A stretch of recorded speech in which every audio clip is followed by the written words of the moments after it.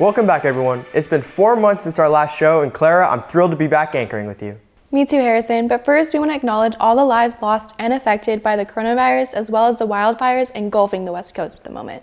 It's important that we all continue to be united, safe, and informed during times like these, and that's our mission here at APN. Today we have coverage of the Bobcat fires, an update on how our community feels about distance learning, and how Los Angeles is kicking butt in the sports world, all brought to you by the generous support of Nirvana Indian Cuisine. Well, Harrison, I think we're ready. Let's welcome everyone to show 1. We may not be outside in the sun right now, but the need for a cute bucket hat never fades away. You can get your very own Arcadia one for only $15 from September 14th to 25th. Payments can be made to ASB or Link Crew Treasurer Zachary Green. Let's show our school spirit, Arcadia. When we step outside our homes, the beautiful blue skies we see every day are shrouded by the grayness of smoke. Our own friends and family have been affected by yet another calamity that has choked the San Gabriel Valley and the West Coast. Kevin is here to shed some light on these record-breaking fires. Record-setting wildfires blazing across the West Coast right now have forced thousands of people to evacuate and have caused millions of dollars in irreversible damage. With 3.2 million acres burned by the fires just in the state of California, the 2020 fire season is shaping up to be the worst one in state history. This devastating disaster has manifested in Arcadia as a Bobcat fire. As of Thursday evening, the Bobcat fire has scorched over 55,000 acres and is only 9% contained. Steep terrain and long untouched dry vegetation are the main drivers behind the situation's grave severity. An evacuation order was issued on September 13th by the city of Arcadia for its northern areas, but it was lifted 3 days later. Control lines have been set along the foothills, and they're currently in place and protecting and holding the fire, which means the fire is not coming into the interface areas or threatening the homes. But now we have a massive cleanup effort to make sure all the areas are mopped up and overhauled. The Bobcat fire's rapid growth has demonstrated how much is at stake for Southern California. For example, flames got as close as 500 feet from the historic Mount Wilson Observatory, which neighbors essential radio, TV, and government transmission towers. In addition, because of the wildfire, the respiratory health of many is threatened by the worst air quality in 30 years. The lives of local residents have also been disrupted due to evacuation order. The way we found out was because the police on their speakers were announcing throughout the neighborhood. They were like driving around telling everybody that they needed to evacuate.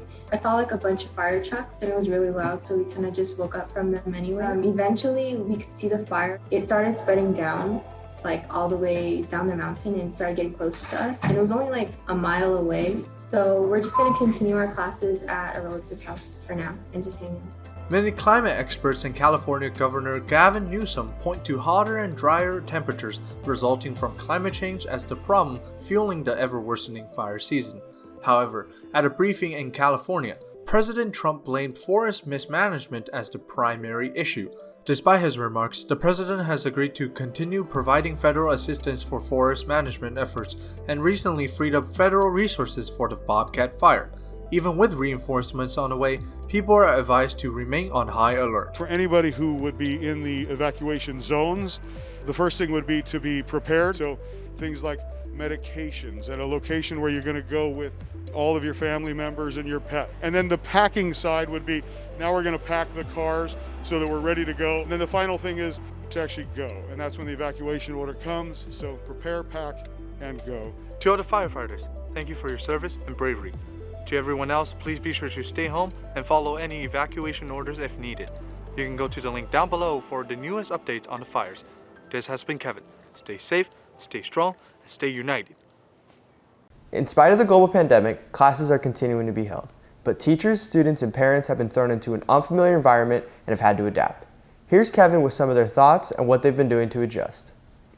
With the school announcing that distance learning is the new method of dealing with COVID-19 while maintaining a proficient way of giving education to the students, this brings some new changes that we would all have to adapt to. One of these changes is a new schedule that will introduce the new AB block pattern, with Tuesdays and Thursdays having only period 1 through 3, and Wednesdays and Fridays having periods 4 through 6, leaving Monday with a standard schedule of all 6 periods. We were also introduced to online classes where most of the teachers use either Zoom or Google Meet calls to meet with their classes. But for a majority of students, these changes aren't exactly ideal. Overall, distance learning is giving me more pressure than I had before, especially with college applications and everything else I have to attend to. Before quarantine started, I was able to say, this is when I want to finish my supplemental essays for this college. But now, especially not being able to concentrate as much is detrimental to you in terms of learning and detrimental for you in terms of being productive. It's so very easygoing, it's only online, so I can do, whatever. So it makes much more difficult for them to grab certain things. We're trying to find ways where we can accommodate this new online learning while still covering all the material we need to. And that's probably the hardest thing I would say this year is, creating that environment that makes students really want to open up and feel comfortable. It's just, as much as it's not an ideal situation for a lot of students, I think teachers all feel the same way, where we would all much rather be in live and where we get to actually develop relationships with students. They're just hoping kids will actually sign into their classes and do what's best for them. It might take a little longer this year than any other year ever.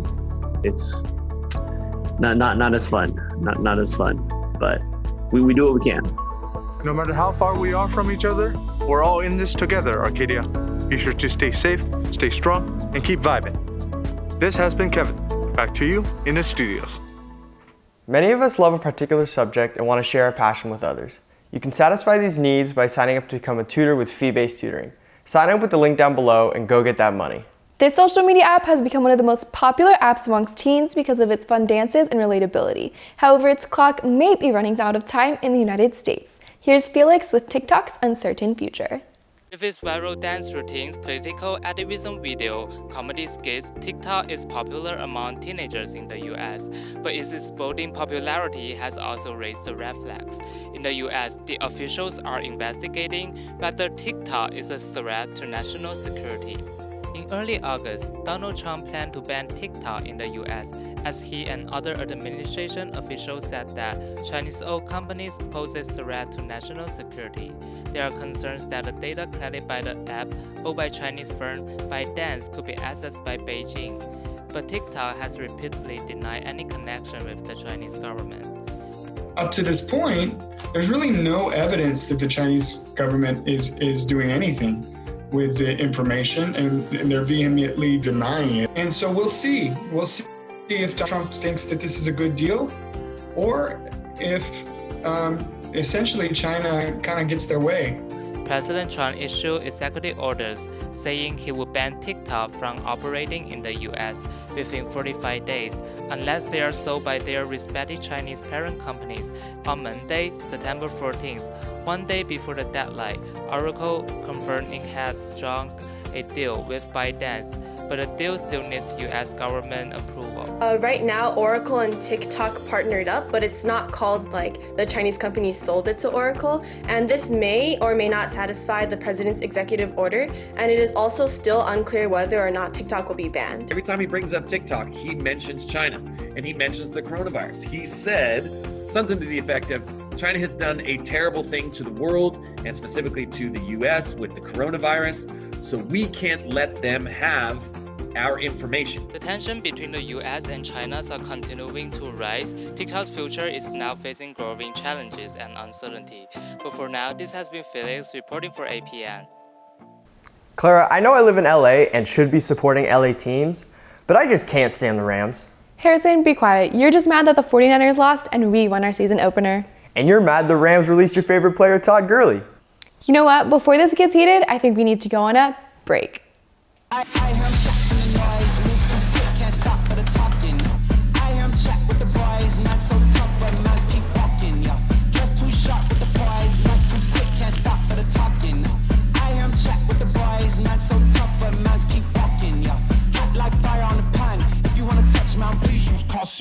Clara, it's a great time to be an LA fan.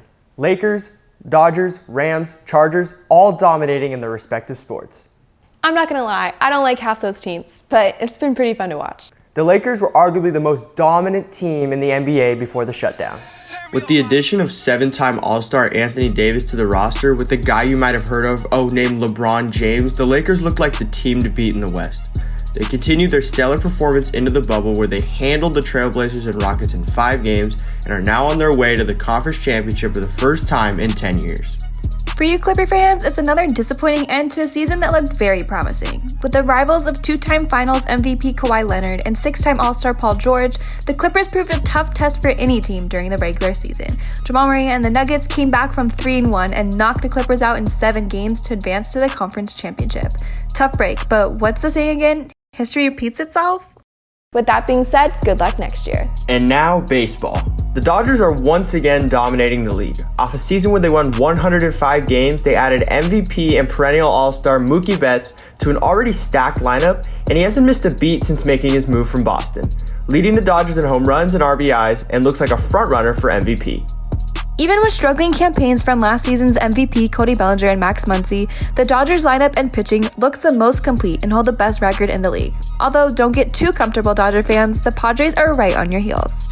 Absolutely, it's going to be a tight race, and we hope that the boys in blue can break that 30-year drought. Or not, go Angels and go Rams. With the start of the NFL season last Sunday, both the Chargers and the Rams had fans on the edges of their seats. You mean couches? Yes, Harrison, couches. SoFi Stadium has unfortunately not yet been opened up to the public, but the Chargers got lucky, and not gonna lie, the Rams did too, especially with Jalen Ramsey's great performance in the last couple minutes of the game to seal the win for the Rams 20-17, and show us all why he was able to secure a 5-year, $105 million paycheck over the offseason. It's fun when our own teams are dominating. Hopefully they can keep it going. Totally, but I think that's enough of our sports banter. Times are stressful right now, and the addition of the Wellness Center is here to help us cope and find resources to support our mental health. The Wellness Center will be hosting bi-weekly wellness drop-ins on Mondays and Thursdays from 2 to 2:30 p.m. The link to the meet can be found on the Wellness website and also down below. With what seems to be a never-ending year of tragedies, our staff members are putting in countless hours of hard work to make sure students are still getting the education they need. Giselle sat down with Mrs. Dillman to answer our questions about this new, different year. Thanks, Harrison. It's Giselle here with our beloved principal, Mrs. Dillman. Now, Mrs. Dillman, why don't you go ahead and introduce yourself, maybe for some of the freshmen or new students who just haven't had the chance to get to know you yet. Hi, Giselle. Thanks so much for having me here today. My name is Miss Dillman, and this is the beginning of my second year as Arcadia High School principal. If you didn't know, I was also a teacher at Arcadia High School, the ASB director at Arcadia High School, and an assistant principal. This is a place I know pretty well, and I really, really love it here. But I did do something really special this summer. In July, I got married. I saw that. Congratulations on that. All right, so let's go ahead and take it back from the beginning where you just found out that school will be taking a 2-week break, as you can say. What was your initial reaction, and what was that process like of turning everything from physical learning to online learning for all the students, staff, and what was just that whole process like? Things happened really rapidly, and the situation that we were facing changed. So on that March 13th was the Friday. On Monday, I told my assistant principals that we need to have training for our teachers. And we scheduled we had a staff meeting on Wednesday. I can't remember if it was our regular staff meeting or like an emergency staff meeting, but on that late start Wednesday morning, we met. And, we said, it's a real possibility that the school could be closed because of the virus, and that it would be a 2-week school closure, and that we had developed different trainings for teachers. We had a training for anybody who didn't have a Google Classroom page, and we had some tips on just, conducting distance learning. Dr. Chung developed a training on how to use Google Meet. All right, so let's go into the future. Do you really think that there's going to be a way for us students and all the staff members to go back to school, not only for learning purposes, but safely? And what is being done on school campuses to make sure that we feel that we're in the safest environment possible? So we would have to have, masks would be required. We already have put up hand sanitizing stations around school. There are more installed everywhere. There'd be hand sanitizer in every class. Well, thank you so much, Mrs. Dillman, for answering all of our questions. I hope you have a great day. Stay safe, and back to Clara and Harrison. Thanks, Giselle and Ms. Dillman, for that update. This past week, we were tragically informed of the sad passing of AHS's own instructional aide, Ms. Yaribeth Garcia. Ms. Garcia was only 26 years old. She loved her work with our special needs kids and always brought joy to the classroom. She leaves behind her 1-year-old son, boyfriend, and many friends and family members. Please join us in a moment of silence for Ms. Yaribeth Garcia.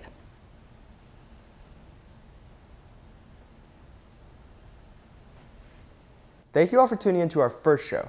We're only getting started and we can't wait to show all the amazing things we have in store for you. Be sure to follow us on all our social media links down below. Like, comment, subscribe, and remember, we're all in this together. A big thank you to Nirvana Indian Cuisine for sponsoring this week's show.